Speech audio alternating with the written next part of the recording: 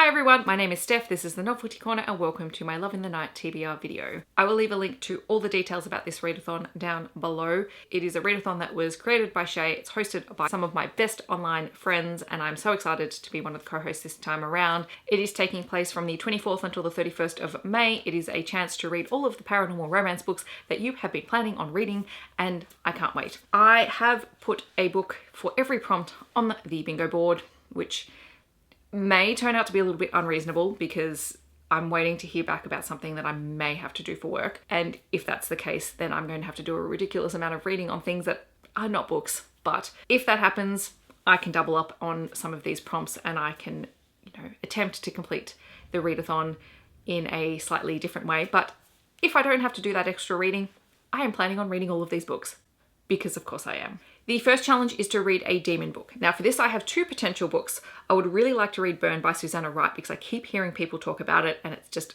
sitting on my Kindle staring at me and I really want to pick it up. And I think this one is about two demons, possibly. And the alternative is to read The Healer by Jessica Gadziala, which is the second book in her Demon Motorcycle Club book series. And if I can, I'll read both because I really want to read them both. For the prompt to try a different format, I have two manga issues that I would be very interested in picking up. The first one is Blackbird Volume 2, which I have read the first one a couple of months ago. And this one is also about a demon.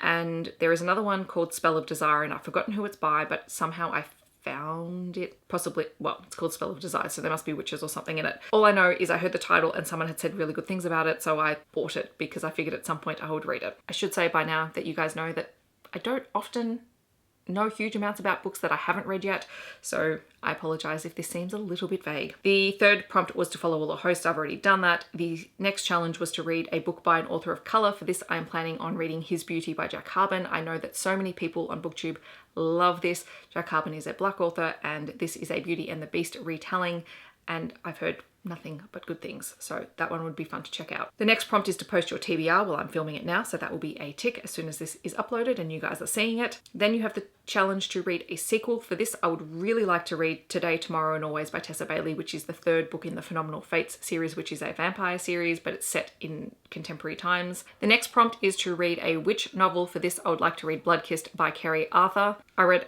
my first Keri Arthur book earlier in the year and I really enjoyed it. And that was a much older title of hers, so I'm very intrigued to read something that is a little bit more recent. The challenge to read the group book, we are reading Deal with the Demon by Chace Verity, which I read last year. I loved. It is a gorgeous novella that is about a single mum who needs help and ends up finding this app that allows her to contact a demon. She doesn't know he's a demon at the time, and this demon arrives and he's there to do anything that she would like for a set period of time. And so he basically becomes her house husband while she is off trying to work multiple jobs and trying to build enough income and try and get a more stable job so that she can have more time with her kids. It is brilliant. I cannot wait to reread it. It is so fun. It's short. It's easy to read. If nothing else, guys, read this book because it is amazing. For the challenge to read a host favorite, I think I have managed to fix up the issue with the House of Isador box set that I have on my Kindle that was making me unable to open it. And so I'm hoping to read book 4 in the House of Isador series by Jolie Sue Burkhardt. I think this was Temecka's host favorite. I'm hopefully going to continue that series. It is novella length. It won't take very long. It is reverse harem with lots and lots of vampires. The next challenge is to post your wrap up. That'll happen after the readathon. Then I have the challenge to read an LGBTQIA plus title. For that, I'm planning on reading Better Off Red by Rebekah Weatherspoon, which I believe is a sapphic vampire romance, maybe. We'll see.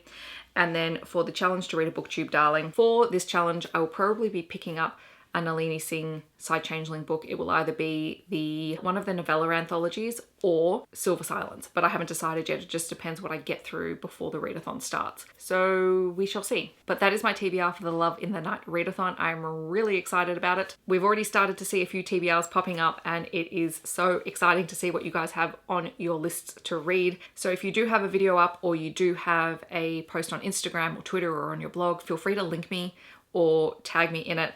I would love to see what you guys are planning on reading. Alternatively, you can just leave a comment and tell me what you're most excited to read. And if you're here but you don't want to leave a comment, you could just leave me a star emoji to tell me that you're here, and I would love that as well. Don't forget, all the links are in the description below, so if you need any more information, you can check those out. I hope that wherever you're in the world, you're staying safe and healthy, and I will see you in my next video. Thanks so much for watching. Bye everyone.